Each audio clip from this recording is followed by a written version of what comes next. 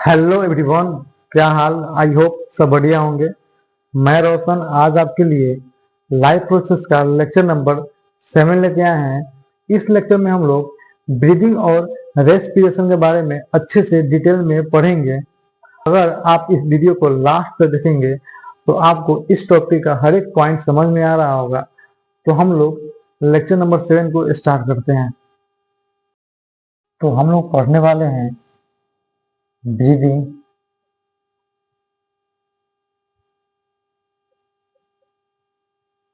और रेस्पिरेशन के जो जो डिफरेंसेस है उसके बारे में हम लोग पढ़ने वाले हैं। ठीक है, तो ब्रीदिंग होता क्या है? तो ब्रीदिंग क्या है? एक फिजिकल प्रोसेस है, ठीक है, या मैकेनिकल प्रोसेस है। ठीक है, तो फिजिकल और मैकेनिकल होता क्या है? तो फिजिकल मैकेनिकल ये होता है कि हम लोग ब्रीदिंग में क्या है, जब हम लोग सांस लेते हैं तो उसमें क्या होता है, डायफ्राम जो है वो मूवमेंट होता है। उसके बाद जो मसल्स है उसका भी मूवमेंट होता है। और जो भी क्या है हमारे वो चेस्ट के एरिया में जो भी क्या है रिब्स है, बोन्स है, वो क्या है मूवमेंट होता है। तो यही जो मूवमेंट मसल्स का, बोन का, डायफ्राम का जो हो रहा है, ये क्या है, फिजिकल प्रोसेस है। ठीक है,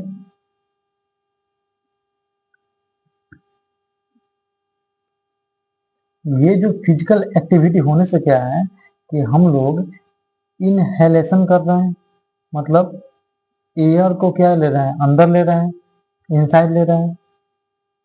और एक्सहेलेशन कर रहे हैं, मतलब क्या कर रहे हैं, एयर को क्या कर रहे हैं, बाहर निकाल रहे हैं। ठीक है, तो ब्रीदिंग क्या है, फिजिकल प्रोसेस है। ठीक है, फिजिकल प्रोसेस होगा क्या है कि डायफ्राम, मसल्स, रिब्स, इस तरह का मूवमेंट होगा, उससे क्या होगा, इनहेलेशन और एक्सहेलेशन होगा। इनहेलेशन में एयर इनसाइड आएगा, अंदर आएगा, लंग्स में आएगा। और एक्सहेलेशन में क्या होगा, लंग्स से बाहर जाएगा। तो फर्स्ट जो डिफरेंस है उसको हम लोग क्या क्या लिखेंगे,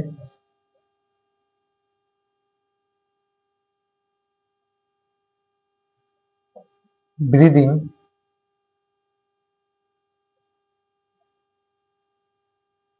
इज अ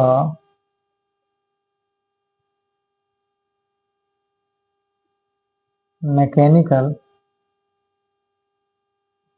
या फिजिकल प्रोसेस। ठीक है, इससे क्या होगा, इससे इन विच, जिससे होगा क्या, fresh air is sent to the lungs. ठीक है, फ्रेश एयर लंग्स में जाएगा, वाइल जो वेस्ट है, वेस्ट क्या है, carbohydrate, कार्बो carbon dioxide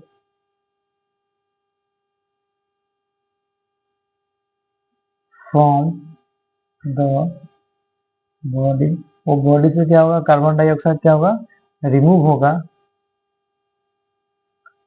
bye muscular, जब डायफ्राम, मसल्स, रिब्स, इससे क्या होगा, जब मूवमेंट होगा तो उससे क्या होगा, इनहेलेशन और एक्सहेलेशन होगा। मतलब क्या है, फ्रेश एयर अंदर आएगा और कार्बन डाइ कार्बन डाइऑक्साइड क्या होगा, बाहर जाएगा। ठीक है, अब हम लोग जो रेस्पिरेशन है उसका हम लोग फर्स्ट डिफरेंस क्या लिख सकते हैं। देखो, इसे हम जानते हैं क्या कि ये मान लो सेल है, तो सेल से में क्या आएगा, ग्लूकोज आएगा। सेल में क्या आएगा, ग्लूकोज आएगा। ठीक है, कहाँ से आएगा, जो एब्जॉर्प्शन है प्रोसेस, वहां से क्या होगा, ग्लूकोज आएगा। और क्या होगा, ब्रीदिंग से क्या है, ऑक्सीजन आया है, तो ब्रीदिंग से क्या आया, ऑक्सीजन आ गया। ये जो ग्लूकोज है और ऑक्सीजन है वो रिएक्ट करेगा, मतलब केमिकल रिएक्शन होगा। केमिकल रिएक्शन से क्या होगा, CO2, वाटर और एनर्जी का फॉर्मेशन हो जाएगा। ठीक है, तो ये जो रेस्पिरेशन का प्रोसेस है वो क्या है, वो सेलुलर लेवल का प्रोसेस है, मतलब हर एक सेल में ये प्रोसेस हो रहा होगा, क्योंकि क्या है, बेसिक सेल क्या है, बेसिक फंक्शन को भाई करेगा। अगर हम वो हर एक सेल को जिंदा रखेंगे, हर एक सेल फंक्शन कर पाएगा, तो क्या होगा, लिविंग ऑर्गेनिज्म क्या होगा, ऑटोमेटिक फंक्शन कर पाएगा। अगर मेरा सेल फंक्शन, तो हम लोग अब सेकेंड पॉइंट की तरफ मूव करते हैं। तो सेकेंड पॉइंट क्या है, ये जो ब्रीदिंग है वो क्या है, वॉलेंट्री एक्शन है, वॉलेंट्री एक्शन है।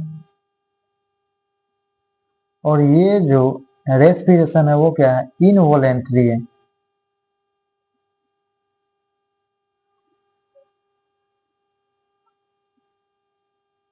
तो अब वॉलेंट्री और इनवॉलेंट्री होता क्या है, तो देखो, वॉलेंट्री में से क्या होता है, जो एक्शन होता क्या है, जिसको हम कंट्रोल कर सके, जो क्या है मेरे कंट्रोल में है,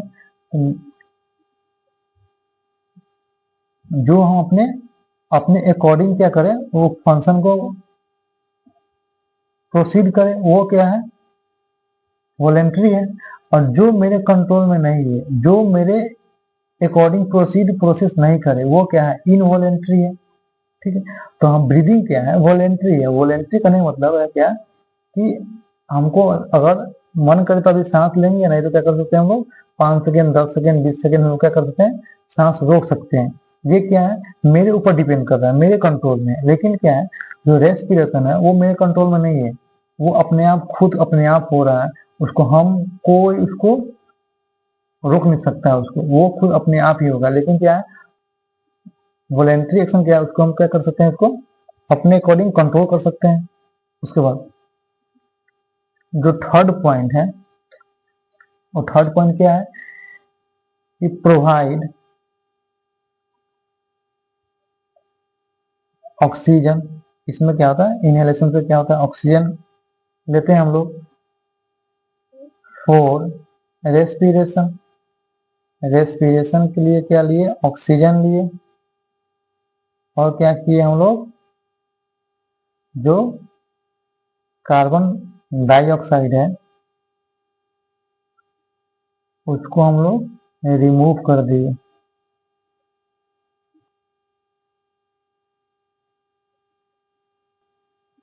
किसे रिमूव किए हैं, फ्रॉम लंग्स। ठीक है, इसका थर्ड पॉइंट क्या हो जाएगा, ये क्या करेगा, ये ऑक्सीजन यूज करेगा और क्या एनर्जी फॉर्म कर रहा था। तो थर्ड पॉइंट क्या हो जाएगा इसका, energy is released in the form of ATP. ATP के फॉर्म में क्या करेगा, एनर्जी क्या करेगा, वो रिलीज करेगा। ठीक है, और फोर्थ पॉइंट क्या हो जाएगा, जो ब्रीदिंग है वो किसके थ्रू होता है, वो इनहेलेशन और एक्सहेलेशन के थ्रू होता है। तो अकर्स थ्रू इनहेलेशन, एयर को अंदर लेना। उसके बाद क्या होगा, एक्सहेलेशन। इनहेलेशन के बाद क्या होगा, एक्सहेलेशन। क्या उसमें क्या करेंगे हम लोग, जो कार्बन डाइऑक्साइड है उसको क्या करेंगे हम लोग, लंग से बाहर निकाल देंगे। ठीक है, और रेस्पिरेशन का फोर्थ पॉइंट क्या हो जाएगा, ये अकर थ्रू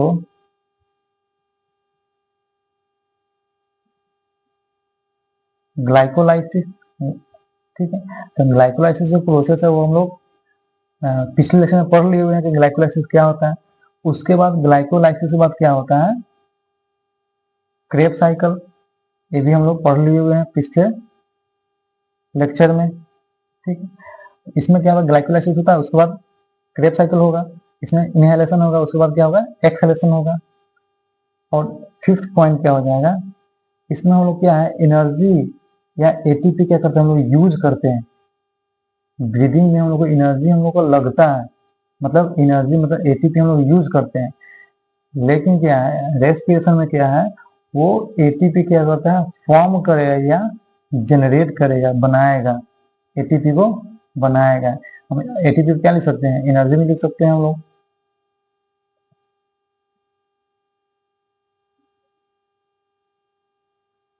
ठीक है, तो ये जो पॉइंट 5 पॉइंट है वो क्या है, ब्रीदिंग और रिस्पिरेशन का डिफरेंस।